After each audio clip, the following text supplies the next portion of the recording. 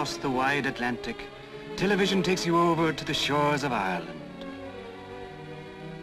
The Aran Islands, the coast of County Clare, the little fields of the west enclosed in stone walls, rich corn, and even richer meadows, a landscape made by the hard toil of the peasant farmers. Lakes teeming with brown trout, and rivers with fat salmon, the fields won from the bogs and the stony mountains. A small land, hardly more than 100 miles across to where the mountains of Mourne sweep down to the sea, but each small white farm having only a few acres.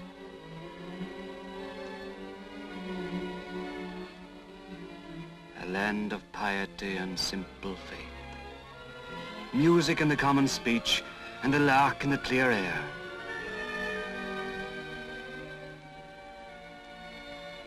A well-watered land with few trees, but the sweetest grass in the world nourishes the fat cattle. Nowhere is the sea far distant. The sea that yields wrack, the seaweed cut from the rocks at low tide to be ploughed into the fields in the ancient way.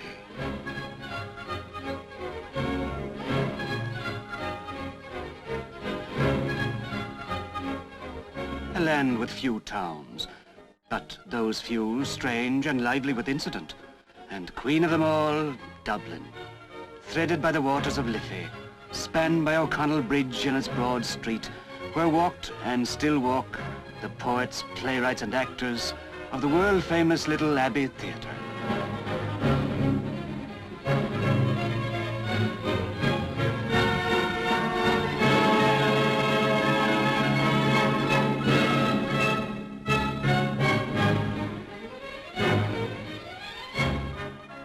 And now we present for the first time on television the Abbey Theatre Players in their stage version of Lady Gregory's one-act play, The Workhouse Ward.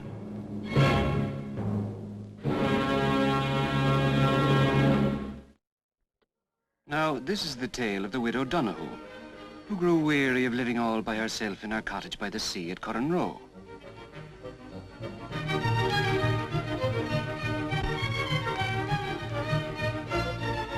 A fine, lovely house she had, but it was a lonesome place after she'd buried her man.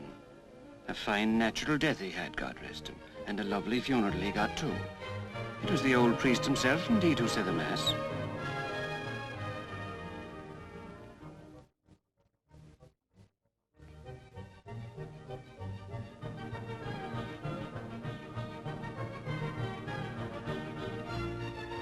Good, tasty clothes he had, and he was a nice, clean man, John Donoghue. Never touched the drink at all. Very severe on the tobacco he was, though. A grand, respectable woman was the widow Donoghue, with a house of her own and a few acres of grassland. But whisper, it was no credit to her to have her own brother in the workhouse. Yes, indeed, a brother of honour, Donoghue, in the workhouse at Clough.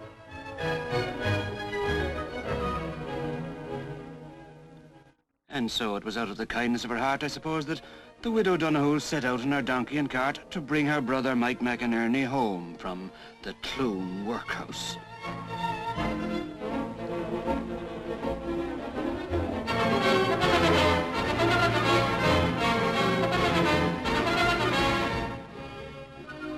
For her poor dead mother's sake, she'd give Mike a home, with geese and turkeys to eat and fine fresh periwinkles and cockles from the sea. Yes, she'd do Mike a kindness. And of course it'd be useful to her too to have a man about the house, to dig the garden, and to plough, and to sow, and to chop up the wood, and to milk the goat and to feed the geese.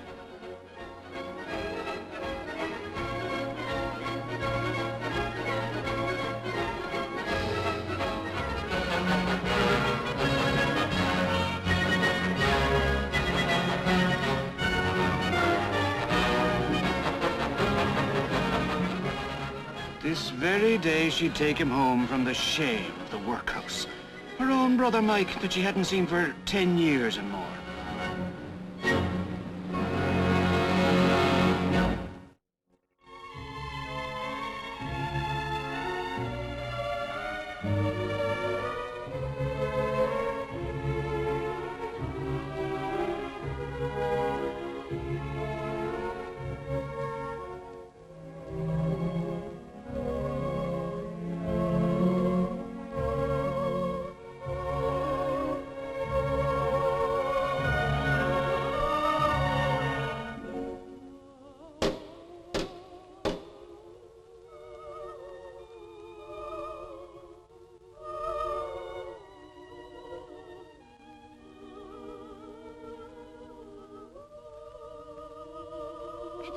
matter to me, a brother of me own, to be in this place at all.